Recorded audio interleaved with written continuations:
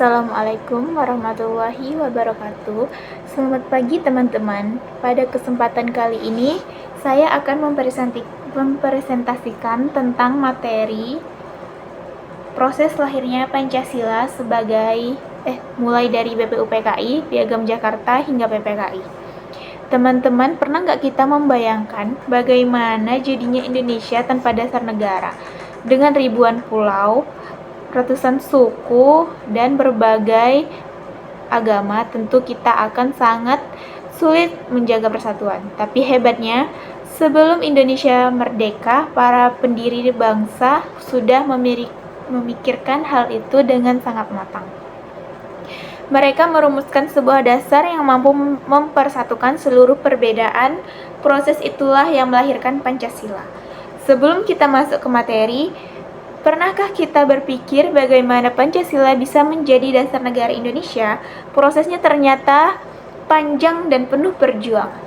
Proses lahirnya Pancasila sebagai dasar negara Indonesia tidak terjadi secara instan, melainkan melalui tahapan yang panjang dan penuh pertimbangan, perdebatan, dan semangat persatuan yang luar biasa. Tahap pertama dimulai dari sidang BPUPKI yang berlangsung pada 29 Mei sampai 1 Juni 1945. Dalam sidang ini, para tokoh bangsa berkumpul untuk membahas dasar negara Indonesia yang akan segera merdeka. Tokoh-tokoh seperti Muhammad Yamin, Supomo, dan menyampaikan gagasan mereka. Muhammad Yamin mengusulkan 5 dasar negara yang menentukan nasionalisme dan kemanusiaan. Supomo menekankan konsep negara integralistik, yaitu negara yang menyatukan seluruh golongan. Kemudian pada tanggal 1 Juni 1945, Soekarno menyampaikan pidato yang sangat bersejarah. Dalam pidato tersebut, ia memperkenalkan istilah Pancasila yang berarti 5 prinsip. Inilah momen penting yang menjadi cikal bakal lahirnya negara Indonesia.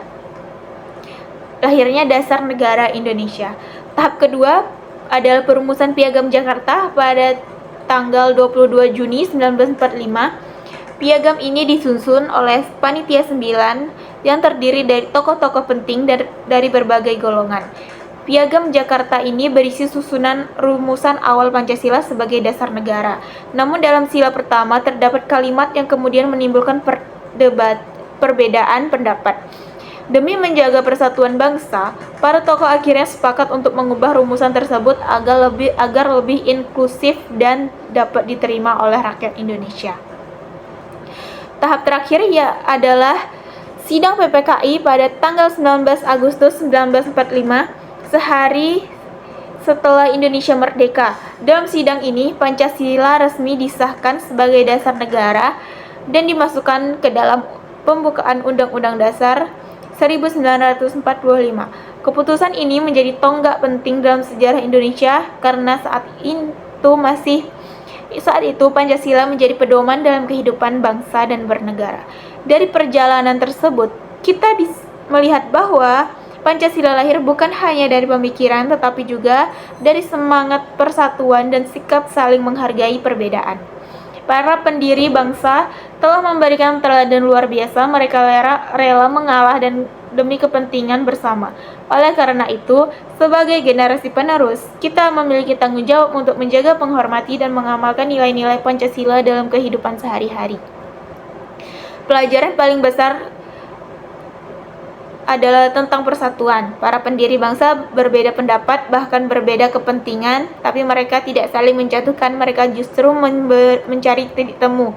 Ini mengajarkan bahwa perbedaan bukan untuk dipertentangkan, tetapi untuk disatukan. Selain itu, kita belajar tentang toleransi yang nyata, bukan sekedar kata-kata. Kita juga belajar tentang musyawarah. Semua keputusan penting tidak diambil secara terburu-buru, tetapi melalui diskusi yang penuh pertimbangan. Baiklah, segini itu saja presentasi yang bisa saya sampaikan. Mohon bila ada kata-kata yang salah, saya mohon maaf.